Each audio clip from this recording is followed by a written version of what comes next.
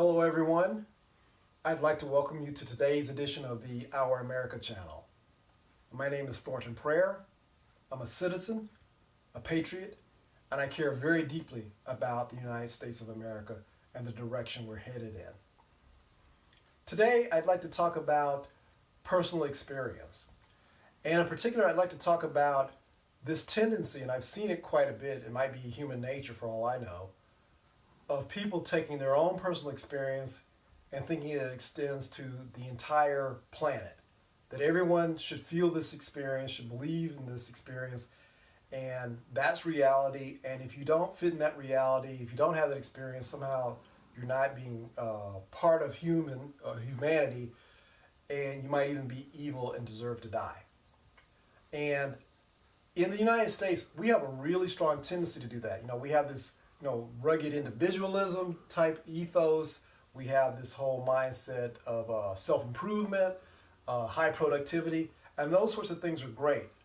But I think there's a downside to those kinds of things. And that's this notion, like I said, of thinking that my personal experience represents everything that is good, right, and true.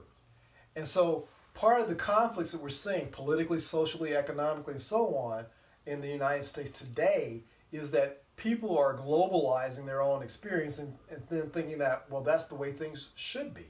And so when we encounter someone who has a different experience, we want to either push them away, suppress them, or slap them down somewhere or another. I think a funny example is this whole deal when we're dealing with the whole issue now of these sexual harassment cases and sexual assault cases, for that matter, that have been in the news lately.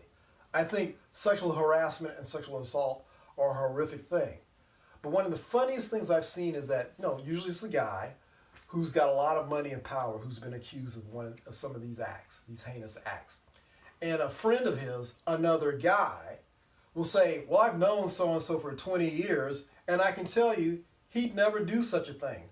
Well, that's because your friend would never sexually harass you. So for you to suggest that your experience as a guy friend of a guy who's a sexual harasser is the same as a woman who's been, let's say, molested by that guy is not the same thing. And yet somehow we live in this, I'm going to call it a delusion or fantasy, that somehow should be the case. And so, like I said, one of the things I think that is causing huge problems in the United States today is that we live in our own little worlds, our own little personal experiences or silos, and then we are running around acting as if that's the only thing that counts.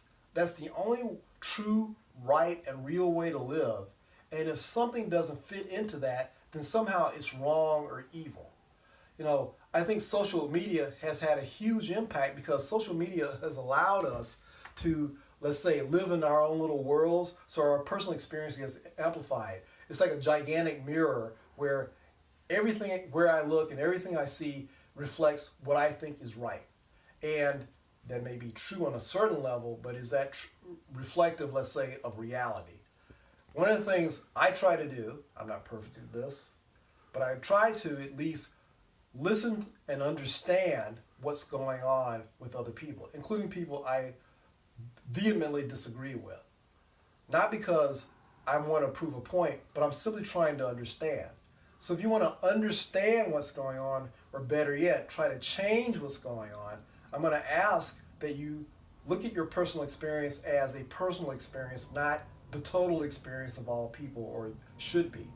Because I think that's one of the ways we're going to try to get out of the mess that we're in. Like I said in other videos, is that I'm deeply concerned about the direction of our country because I think a lot of it is based on some delusions and fantasies that we have about what other people are like, as opposed to trying to understand ourselves and other people. So in some sense, I'm asking for the impossible, which is that you set aside or at least identify your personal experience as just that, your own personal experience, and not what everyone else ought to or does or should think. I'm open to any thoughts, comments, or suggestions below. I look forward to hearing what you might have to say. That's today's edition of the Our America channel. Thank you for watching.